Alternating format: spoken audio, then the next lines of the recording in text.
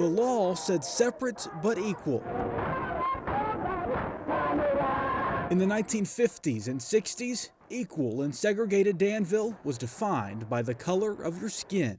This was one of easily the most tense places in America at that time. Going to jail demonstrated, and it said to this community and through the world that we didn't mind paying the penalty of going to jail. From the time you were born until the time you died, you were confronted with that octopus that is called racism, that has its tentacles in every facet of our living. In 1953, Reverend Lawrence Campbell came to Danville with his family to start a new life and a new church. Getting used to a new home was tough. It became harder when a bus driver reminded him of the segregated South. When we got on the bus, my daughter was so used to sitting behind the driver, that's what she did in D.C., that the driver looked around and used the N-word and said, "Go to the back." She started crying, so did I. From that moment on, Campbell knew his new city was much like other southern cities. Birmingham, Alabama, Greensboro, and Winston-Salem, North Carolina, and Danville, Virginia, all divided by race. You'd see white people, and they weren't hostile to you, but they just acted like you weren't there. They just ignored you, just treated you like you were air. You were just nothing. You were just a colored person. Blacks in Danville waited their turn behind whites.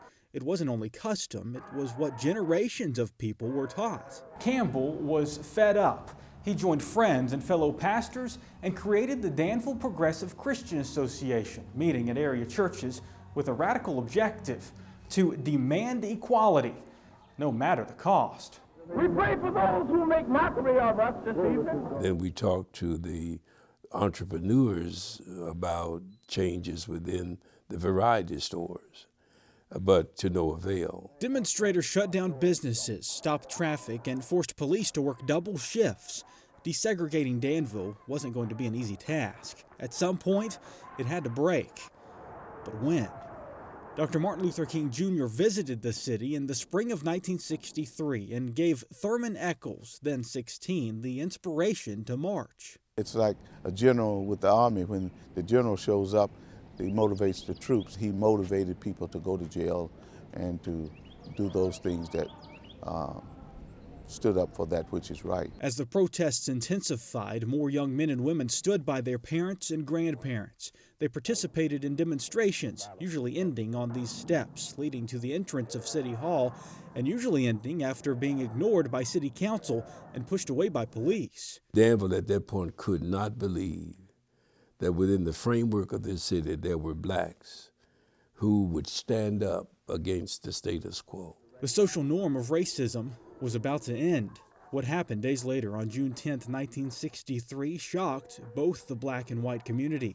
Taming segregation in Danville had a bloody price.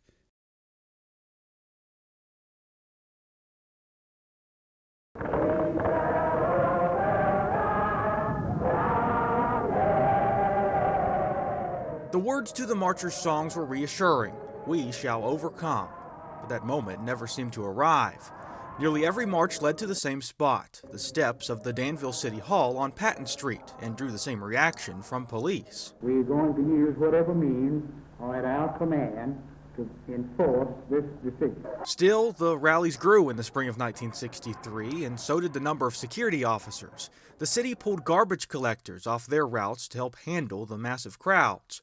Law enforcement stepped up its game daily, while marchers held classes to defend themselves if police started using batons. Things became really intensified June 10th. That morning, teenage demonstrators like Reverend Thurman Eccles had a brazen idea: to go to jail. The policeman came up and arrested me, told me that I was under arrest. It was a challenge from Dr. Martin Luther King Jr. Protesters say police quickly found out the plan and started using physical pain instead of words to stop them. What they were trying to do was not so much bring the demonstrations to the forefront of the press and the nation, and they were just going to arrest me, maybe one or two others, but When they found out the others wanted to go to jail too, that's when they put the fire hoses that morning. Police put demonstrators on stretchers and dumped them in the back of vans. I was smiling. I just thought it was an honor to stand up for that which was right. They were asked to call their parents to come pick them up, and when the adults arrived, they too were arrested for contributing to the delinquency of a minor. Later that day, another group gathered here in front of Bible Way Church, headed downtown. It was a 1-mile walk, just like any other march, singing the same songs and reciting the same scripture. But unlike any time before, a wall of policemen waited for them with weapons in hand. The group stopped to pray for peace and an end to the hostility. Police ordered them to move. The group continued praying. Then they say a policeman told other officers to start beating the marchers and turn on fire hoses to blast them away. Reverend Lawrence Campbell was already in jail. His wife was beaten. They were hemmed in the corridor that was between the city jail and the municipal building, and with deputized white garbage collectors and dogs, and with the city police and National Guards people. They were severely beaten. The city's only black hospital treated the most patients it had ever seen at one time. Albert Chambers had cuts on his head, a fractured wrist, and a back injury. Joe Wilson had a knee injury. Paul Price, cuts on the right side of his head, dizziness, and vomiting. These are hospital records for 3 of the 65 protesters with serious injuries. It was the thing to do, and it was an honor to participate in the demonstrations to actually go to jail. Peaceful protests and marches spoke volumes, but bloodshed meant more. At that time, you're thinking about what you can do to bring about change.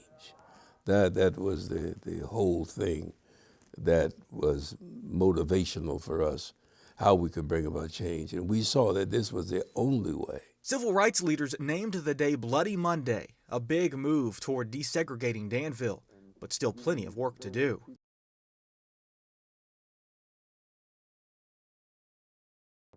It was safe to say the worst was over. On Monday, June 10, 1963, dozens of marchers, including teenagers and their parents, were in jail. Nearly 50 of them so badly beaten, the city's only black hospital was overcrowded. Violence had subsided, and Danville city leaders were hearing the cries for freedom. But marchers felt certain they weren't listening, so the protests continued, even under the threat of fire hoses. There's not enough water in heaven and earth to quench the flame of freedom that burns in our hearts. That flame burned stronger when Dr. Martin Luther King Jr. caught word of the violence. Weeks after June 10th, he came to Danville and spoke in disbelief at High Street Baptist Church. Very seldom, if ever, have I heard of a police force being as brutal and vicious as the police force here in Danville, Virginia. King promised Danville his full personal support. And as long as this community has problems, as long as the Negro is not free in Danville, Virginia, the Negro is not free anywhere in the United States of America. Reverend Thurman Eccles and Reverend Lawrence Campbell were both jailed on June 10th and later released. Black property owners in Pittsylvania County posted property bonds to bail everyone out. Many rushed to see King.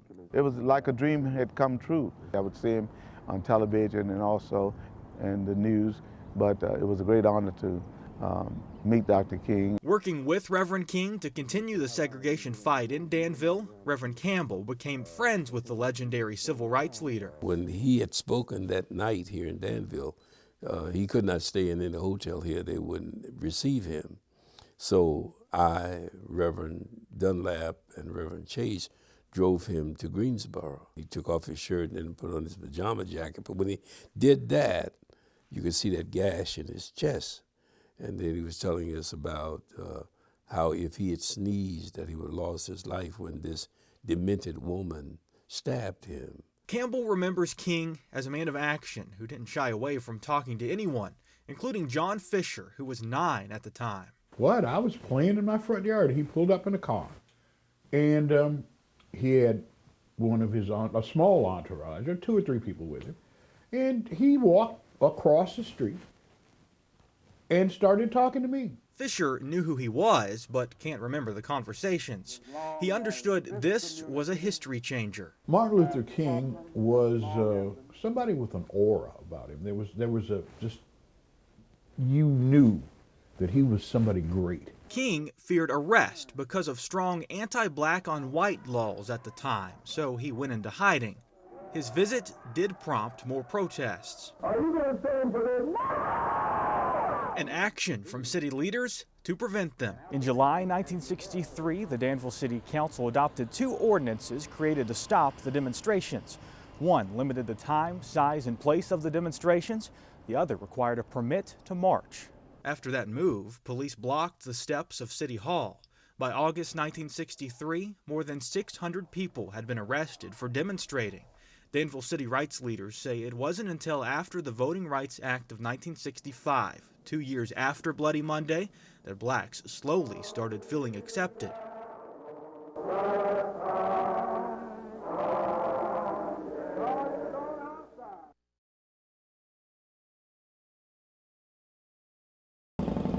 For the most part, downtown Danville still looks the same as it did during the civil rights marches of 1963. Then if you come up to the steps, this is where they protest daily. Reverend William Avon Keene was only a boy then, but now standing in the same spot where hundreds of his neighbors, family, and friends stood to demand equality still sparks emotion. The emotions of seeing some progress is good, but knowing that a great proportion of our people still don't have a clear understanding of what the movement was about. He's now carrying on history of the civil rights battle in Danville as the state president of the Southern Christian Leadership Conference.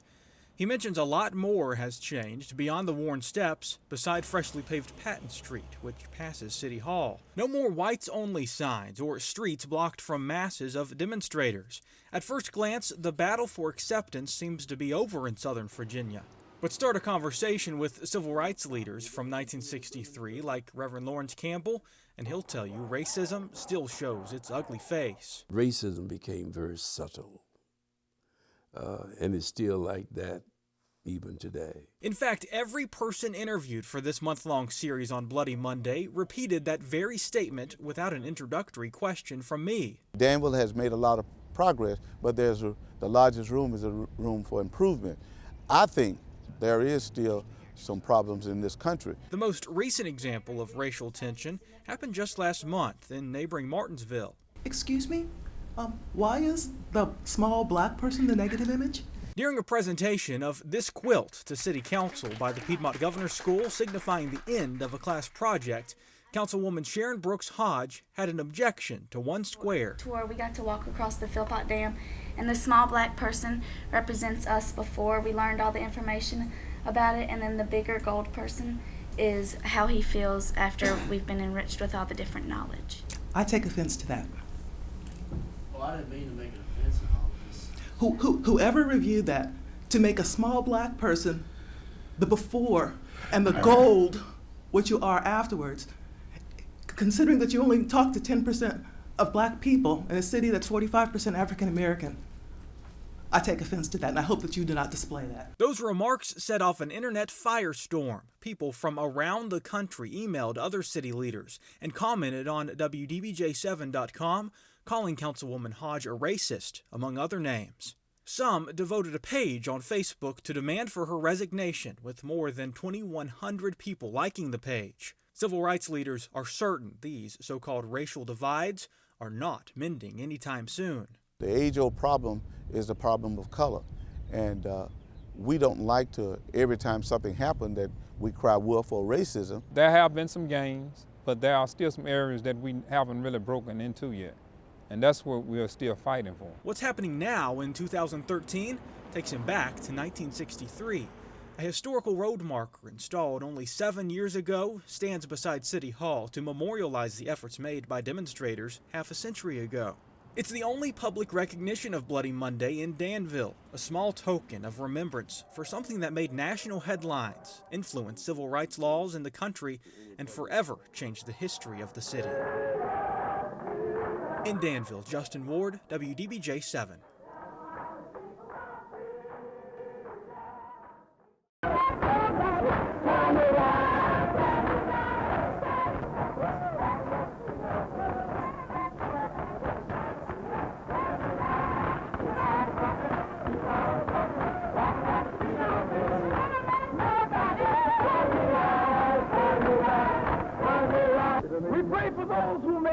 many of us this evening, because we are determined to have our freedom. Hallelujah. Oh God, we have been enslaved too long. Thank you, Jesus. In the name of Jesus. We have been too long denied the opportunities to work according to our capabilities. In the name of Jesus. But oh God, we have been strictly judged by the color of our skins and the texture of our hair. Hallelujah. Treated us terribly yesterday. In the name of Jesus. Hallelujah. Even pray for that those who hit our girls with blackjack. Hallelujah. In the name of we even pray for Chief McCain who pushed the little girl out of the door.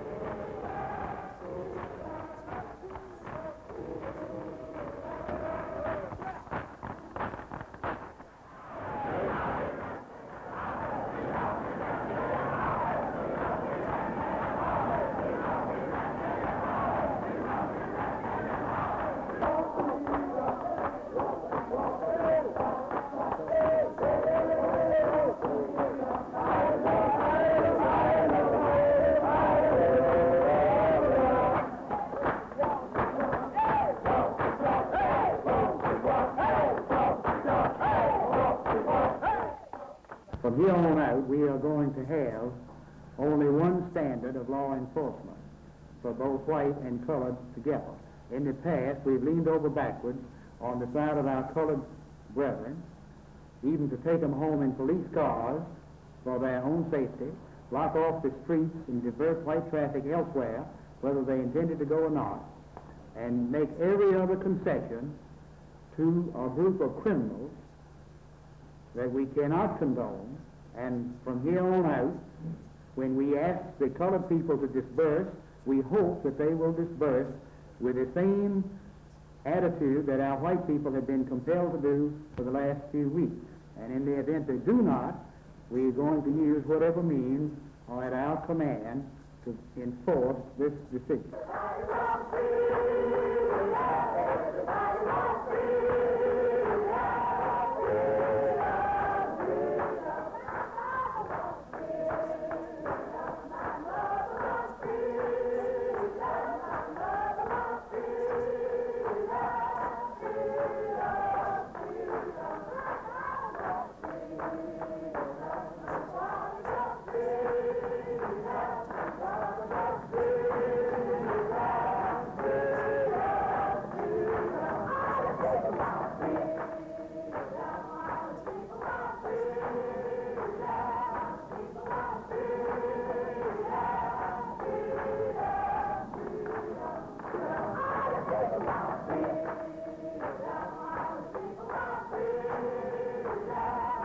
We are not in a position to know exactly with whom we are trying to negotiate. It might be interesting to you folks to know that we were furnished a list, and all of you have published it before. The fifth item on there indicates that before they will cease their demonstrations, it will be necessary for us to drop all the charges that have been placed against any of these individuals and drop any for any that they might commit in the future. I never heard of anybody getting a blanket permit to break the law before. It's unheard of in our community, and we're not going to start now. If the President of the United States can go over in Berlin, Germany, and say we will risk our cities to defend your freedom, we want to know why in the name of God he can't risk something to defend Negro freedoms in this country.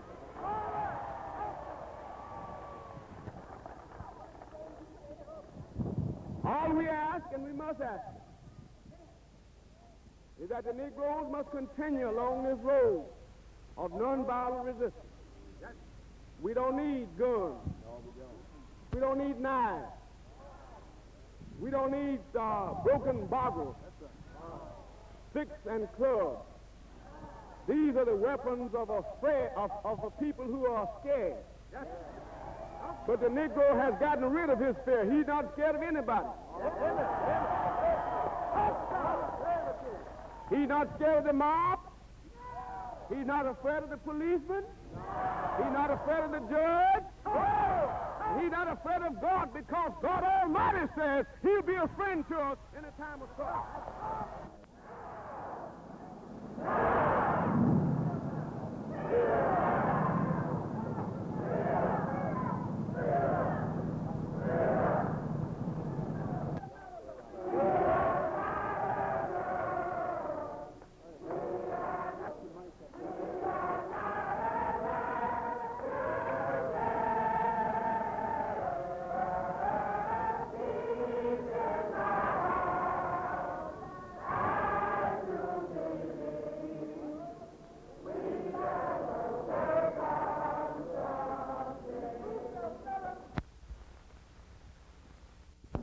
Campbell, why is the sit-in question now being considered?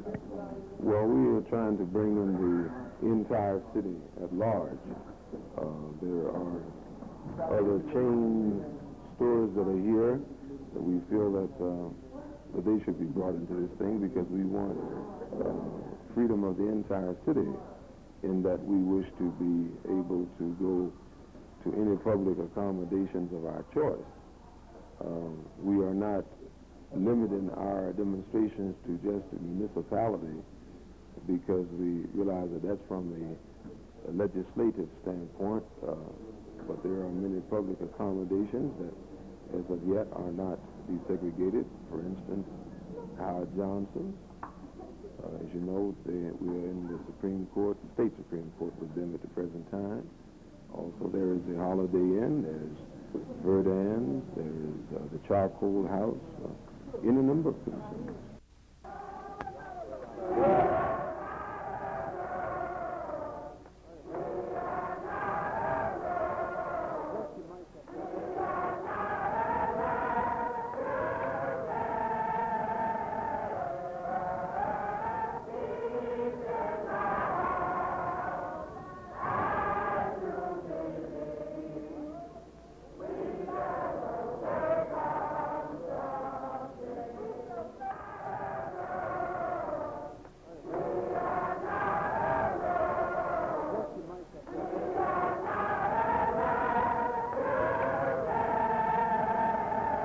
I think that in order to explain our position briefly, we think that in order to facilitate change and in order to create the type of society that we think that we all basically want, that we have to take this sort of peaceful, nonviolent, direct action to give the people the opportunity to change.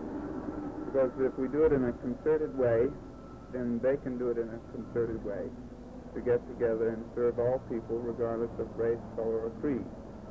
Being on the national highways as they are, I think it's very important that America takes this step together.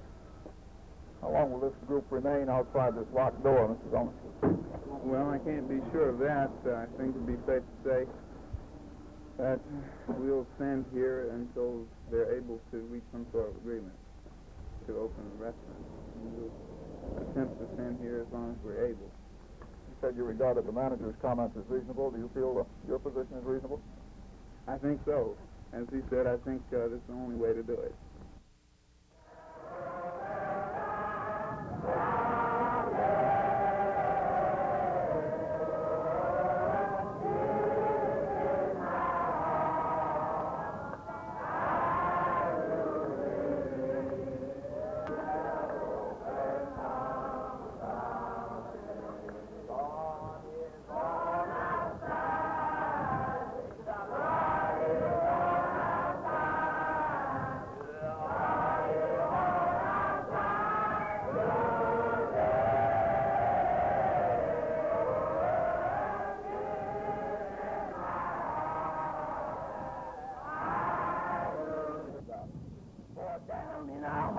We know we're right.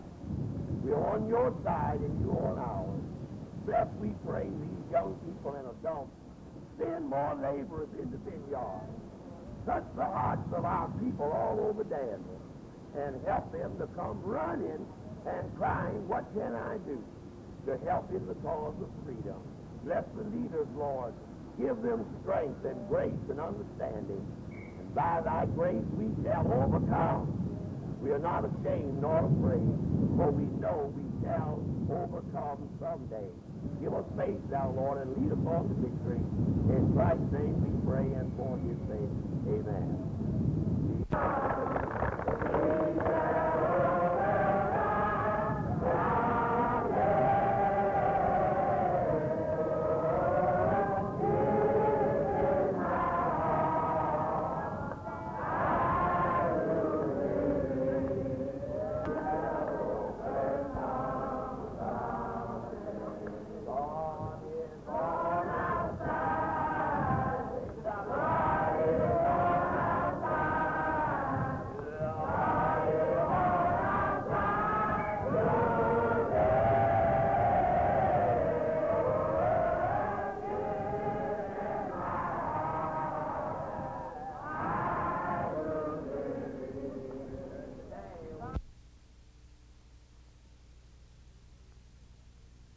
We are not going to stop. We're going to continue to demonstrate and to do whatever is necessary to obtain our freedoms. We do not want to retaliate because we love America and we love the city of Danville. But we must say that the city fathers have not done all that they can do, and that they have not gone on record stating anything positive within the realm of desegregating the entire city or giving us total integration within the city of Danville. Reverend Campbell, in view of the fact that one demonstrator has been convicted, do you expect to continue demonstrations? Well, from our standpoint here, we feel that what has happened is an injustice. It's a shame that the Negro people in Danville and all of America has to participate in any form of demonstration in order to obtain equal rights. It's a display of the injustices that are presently occurring within our city and in other similar cities. We hope that something can be worked out very soon that might give to the Negro people here in Danville the bill of particulars that we have presented before this group of men that was approved by our city mayor. But if this type thing continues as is continuing here now, we see nothing else to do but to continue to demonstrate. Well, you say if you can see some sign of progress, how long are you willing to wait to watch? When you say how long are we willing to wait, we are not going to continue to prolong or put off our demonstrations for any length of time. When I say length of time, we're not going to allow it to be so extensive that it would kill the enthusiasm and the courage that is presently within the hearts of our people. Has their courage been reaffirmed or shaken by the fact that somebody's been convicted? Well, I wouldn't say that it is shaken because we have informed them about the possibilities. We've also talked with them in every phase of this situation as far as the citizens are concerned. When people have been beaten, as our people have been beaten, some heads have been bursted open and noses split. Then there are holes. One particular girl has a hole in her face, and even though those people have gone under such pressure and have been beaten so severely, yet they are determined to go back and to continue to fight. And I certainly would like to say to all of the citizenry of Danville and to the world at large, we aren't advocating violence. We are not fighting against our white brethren. We're just asking those men that are within the power structure to just give us our equal rights. And so we are going to continue.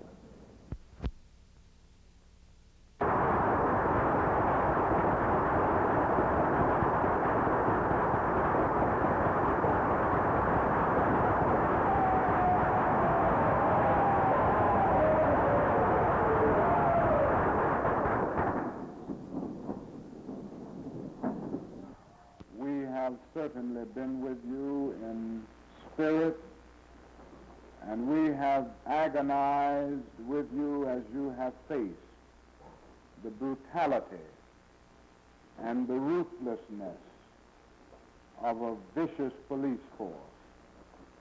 I've seen some brutal things on the part of policemen all across the South in our struggle, but very seldom, if ever, have I heard of a police force being as brutal and vicious as the police force here in Danville, Virginia.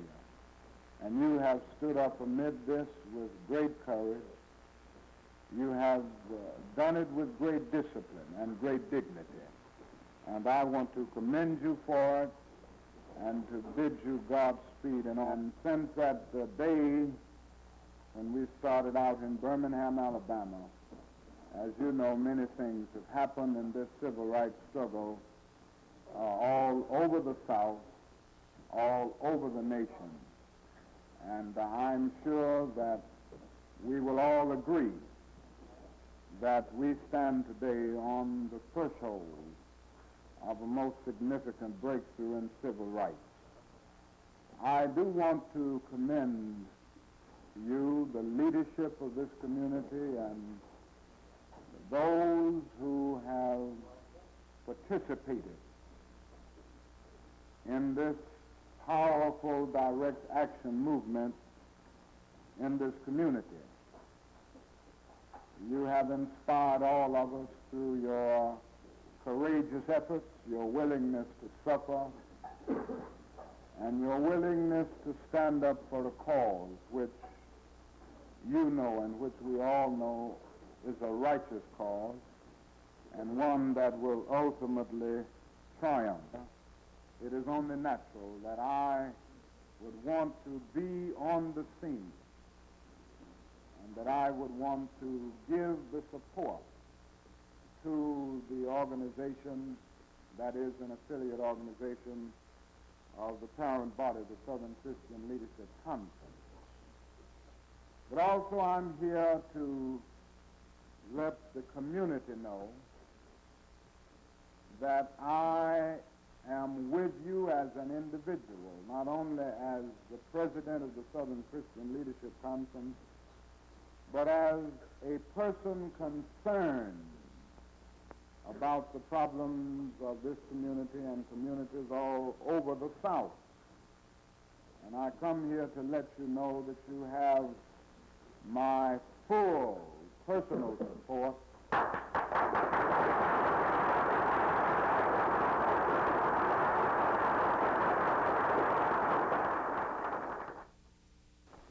Now there's another reason why I'm here, and that is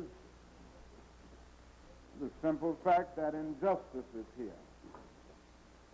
And I feel that wherever injustice is alive, it is a responsibility for people of goodwill to take a stand against it. For injustice anywhere is a threat to justice everywhere. And as long as this community has problems, as long as the Negro is not free in Danville, Virginia, the Negro is not free anywhere in the United States of America. And I come here to say to you that I am concerned about the injustice in this community.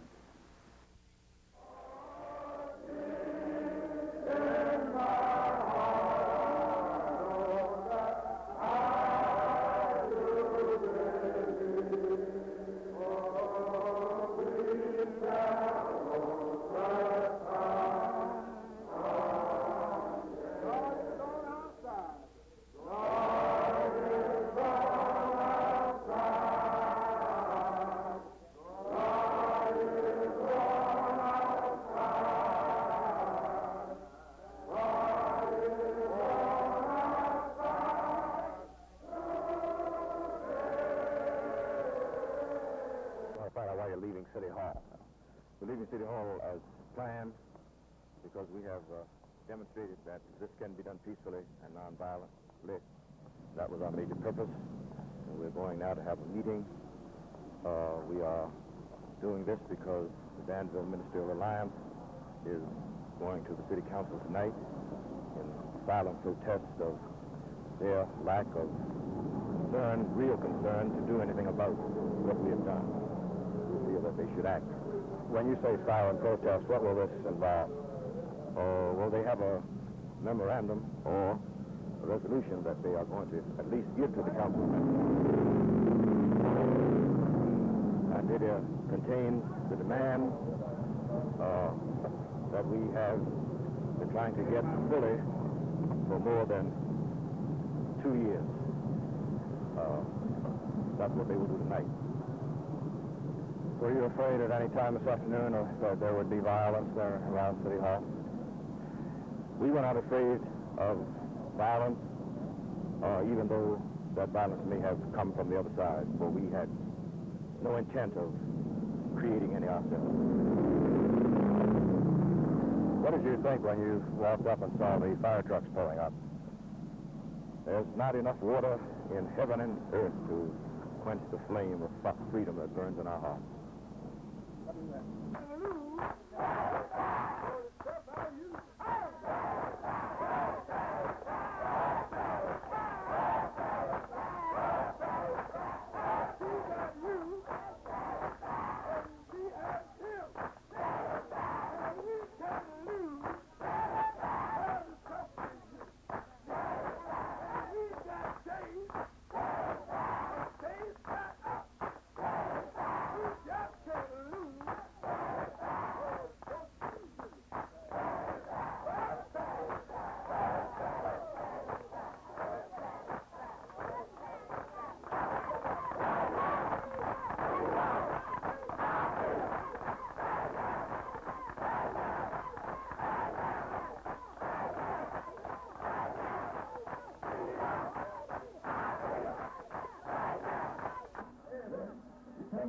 Walked around the jailhouse like Joshua walked around. Street and going to the church, I stopped to notice 5 police beating colored boys. And while I was staying and watching, one came out and said to me, "Move on, I'll kill you." And he kicked me 6 times. He kicked me all the way into the corner of where I was going to the church. What did he call you? He said, "Go on, helper. Go on, helper." Are you going to stand for this? No! Going on to the jail, they took Thurman Echols, and so we said, well, we're not going to let him take him and not take us too. So we said, all of us will go, all of us will go. So we were going on. And the policeman tried to stop us, of course. And one policeman, number 39, let's get him, he had one boy by my fist, and my sister was walking on. We were almost saying, come on, let's go. We're not going to let them take her to them to jail and not us too. And he took her by the neck like this, and he took her like this. Yeah. They very well left us to see. And we're very wet, but we're still willing to march every day, do everything we can, because we do what I see. Good. Good.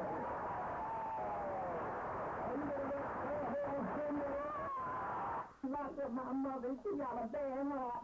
I went with my father there to get my brother. He was demonstrating. And then they locked up my father. When I came home just a minute ago, they just came and locked up my mother. I don't know what's going to happen to her. She's so nervous, she don't know what to say. And if anything happens to my mother, they might as well kill me. Oh, okay. We're going to get it all right.